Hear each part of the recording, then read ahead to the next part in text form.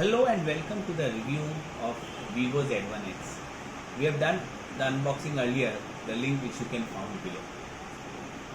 I have divided this review into three parts: advantages, disadvantages, followed by the competition. Before I go to the advantages, let me tell you that this operating system is a little different from others. For example, in order to start the quick toggles menu like internet, Bluetooth, Wi-Fi, you have to scroll it from bottom to the top, right? In other cases, in most of the Android phones, it is from the top to the bottom. So this system is very different from others.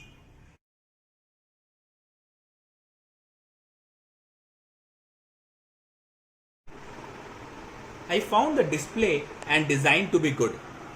As you can see here, the design is pretty elegant. This phone has got two gradients, purple and blue. If you see the size of the screen, it is 6.38 inch screen. And these days all the phone come upwards of 6.2 inches, and therefore this is not a big deal. If you can see, this has got a 19.5:9 aspect ratio, and therefore it doesn't look very bulky. As I already said that this is a Super AMOLED screen, and therefore the black levels are little better. As I said earlier, that the quick toggles you have to swipe from the bottom, and if you see, this doesn't look very cluttered and it is very handy.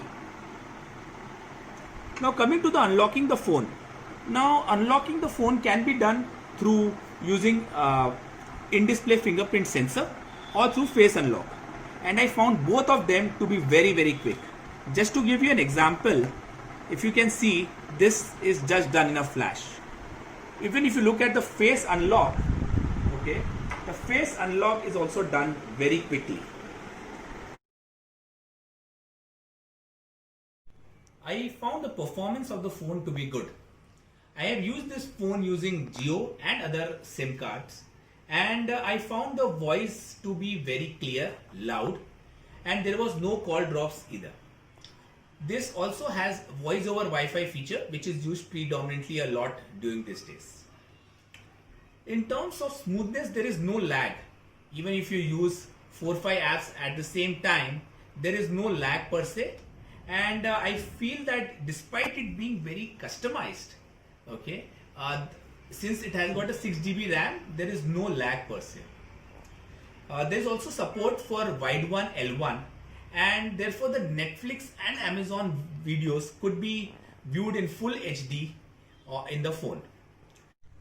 Before reviewing this phone, there were a lot of users who had complained about two things, and I thought that I should include this in the review. A lot of users said that Vivo phones used to heat a lot, but I have used Vivo Z1X extensively and I didn't find any heating issue in this phone. Second, was an issue of background apps automatically getting killed with this phone. For example, if I run any music app and if I keep this phone in ideal position, it used to stop automatically.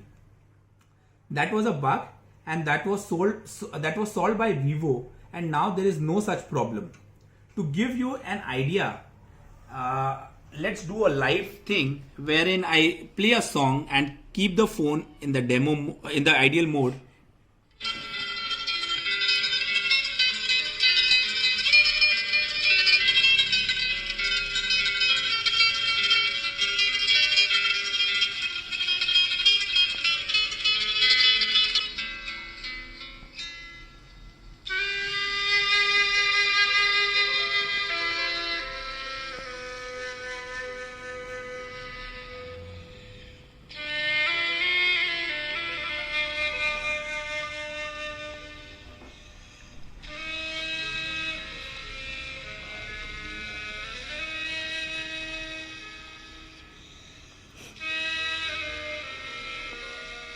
It has a dedicated Google Assistant button which can be used by the people a lot, and since there is a dedicated button, it becomes very handy.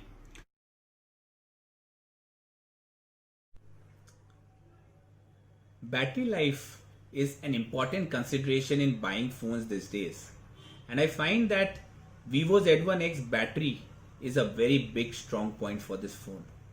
It has a 4500 mAh battery, and for medium users it lasts for 1.5 day, and even if you are a heavy user it will last for an entire day. Even if one looks for the overnight drain, okay, it was just 3 to 5%, which is pretty much acceptable and is there in every phone. If you look at the battery over here, it is 22.5 volt battery, which means that the charging would be very fast.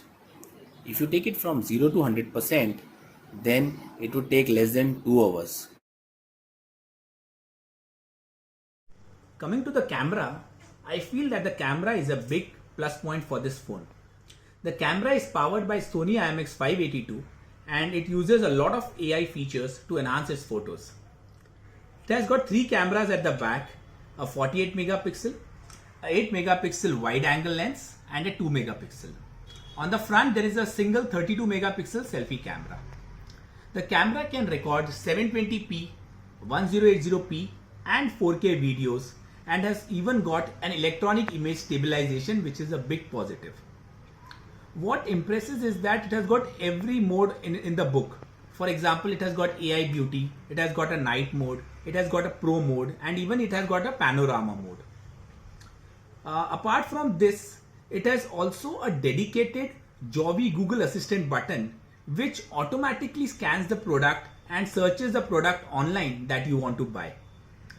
I will leave you with a lot of photos and a video which helps you to understand how this phone performs in various conditions.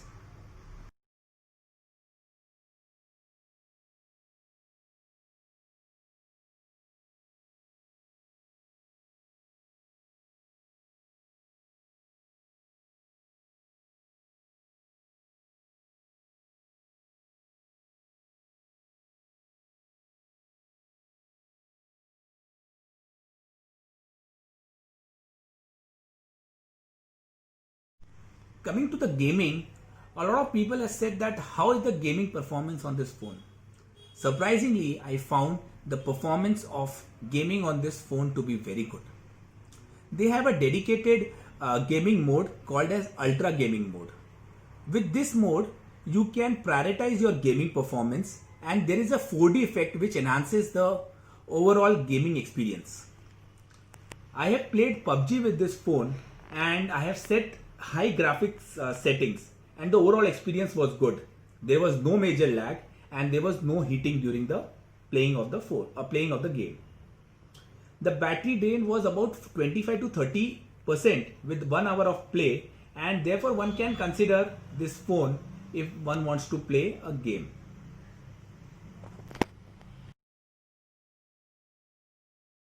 People actually wanted to know the benchmark score, although I personally do not believe with the benchmark because it gives contradicting results every time.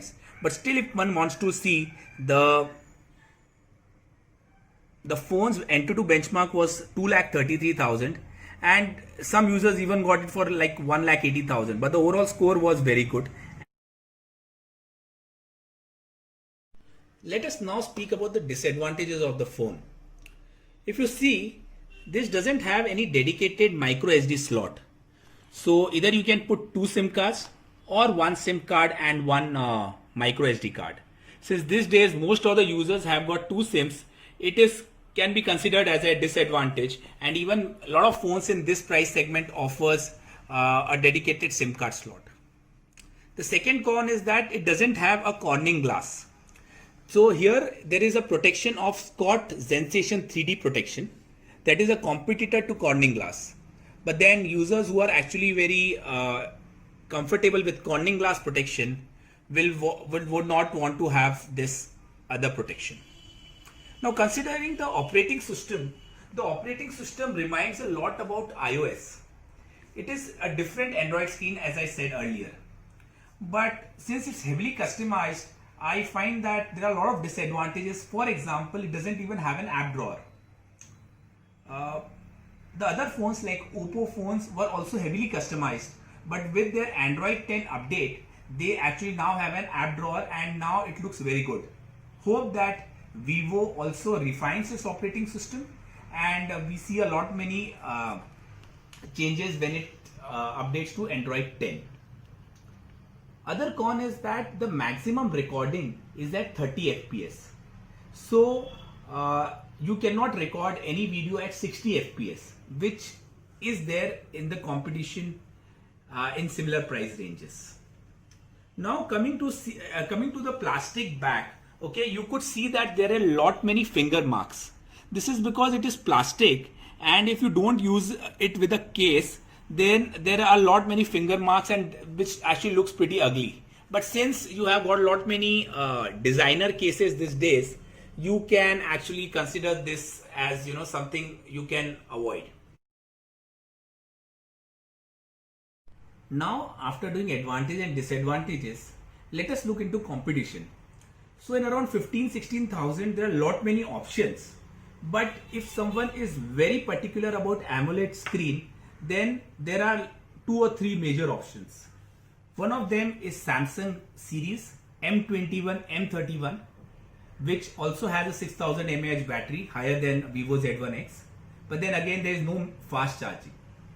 The other option is Realme XT, which is also a good product.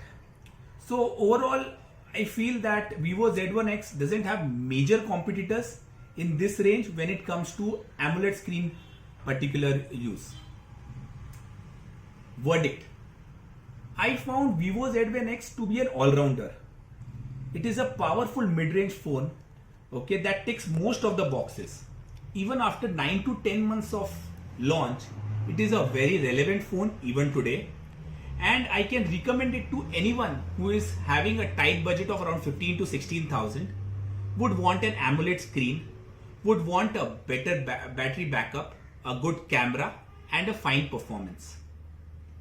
Thanks for watching this video, and subscribe to the channel and hit the bell icon for future updates.